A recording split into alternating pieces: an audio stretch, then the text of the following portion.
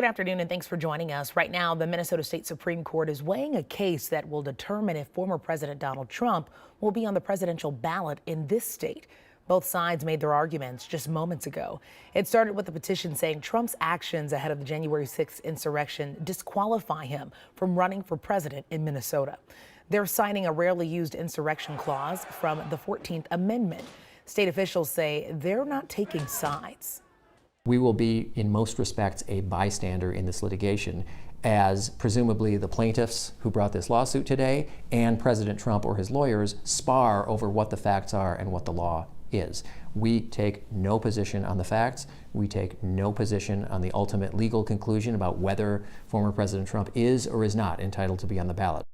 We have been in court throughout the morning. We'll have the latest on the arguments and a potential decision as we learn more. Just into our newsroom less than an hour ago, we learned the Minneapolis City Council will move forward on a future site for the Minneapolis Police Department's 3rd precinct.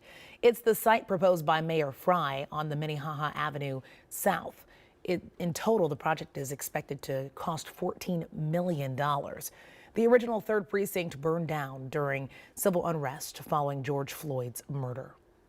Well, we're taking a live look over at Benay-McCosco, where we're seeing some sunshine this afternoon, which is very much welcomed. It'll help bring up our temperatures ahead of the weekend.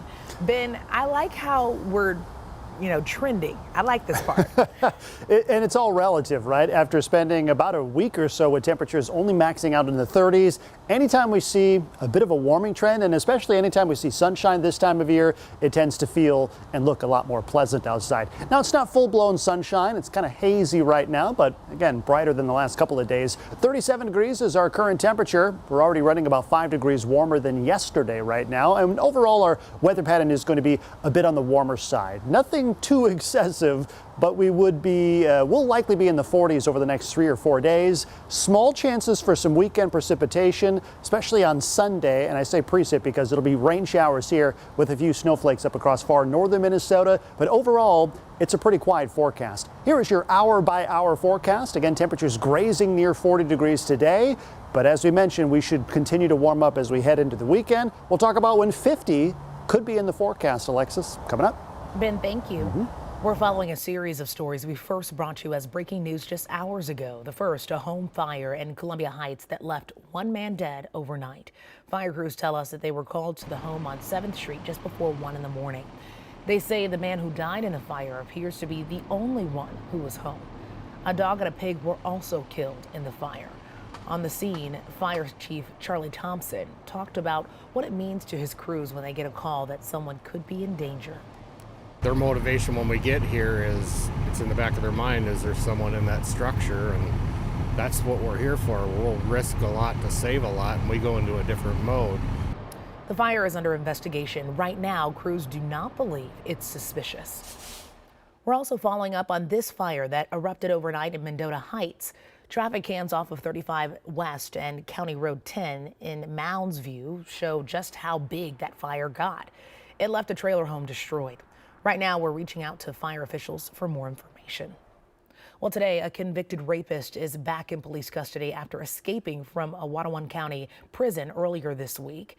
Overnight, police say Leonardo Lopez Jr. was caught. 2 other people were also arrested.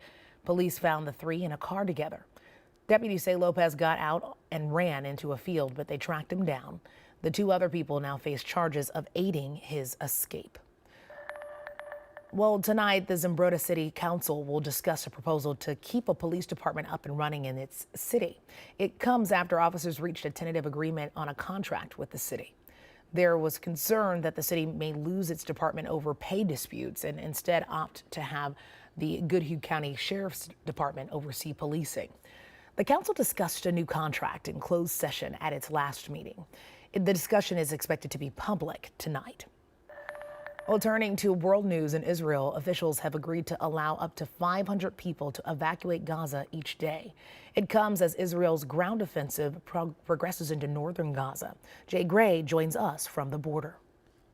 Well, we are just along the border right now with Gaza and continue to hear what are fights on the ground as the advancement continues just behind us over the last 30 to 45 minutes. Several explosions. We've seen flares in the air as well, and you can hear the munitions on the ground as you've got the IDF pushing back Hamas at this point, something they've been trying to do since the full-on ground invasion began. And of course, they're going to set up a defensive line and continue to push inward and toward Gaza. We have had reports over the last 24 hours that there are troops who have made it to the gates of Gaza City, and that they are getting support, of course, from the air as well as from the Israeli Navy just off the coast. And the strikes have been nonstop, if they have been over the last several days, but they are continuing to try and push forward while expanding their footprint on the ground. So more troops, more equipment, and obviously more tanks. I can also tell you at the other end of the Gaza Strip, we are seeing more movement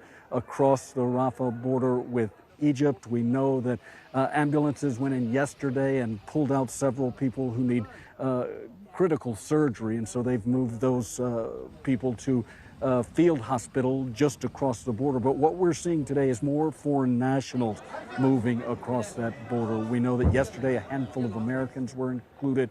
When it's all said and done, there could be as many as 7,000 foreign nationals leaving Gaza, and that number includes several hundred Americans. That's the latest from here, just off the Gaza border. I'm Jay Gray, NBC News. As the war continues overseas, the FBI is reporting historic levels of hatred towards Jews found on social media and in vandalism. Classes are canceled tomorrow at Cornell University after a student was arrested. He's accused of calling for the death of Jewish people and threatening a shooting. The Anti-Defamation League says those types of threats have increased 400% since the start of the Israel-Hamas war. Well, dozens of unwanted guns are now out of the community, being used for a completely different purpose. Still ahead, how Minnesota Children's is teaming up with artists for an exhibit this weekend. Plus, a business merger could mean changes to Valley Fair. The details on the partnership with Six Flags. A stunning confession from a man accused in a brutal beating. You were dead for like 8 minutes, literally. KARE 11 investigates how the system failed to protect a domestic abuse victim tonight at 10.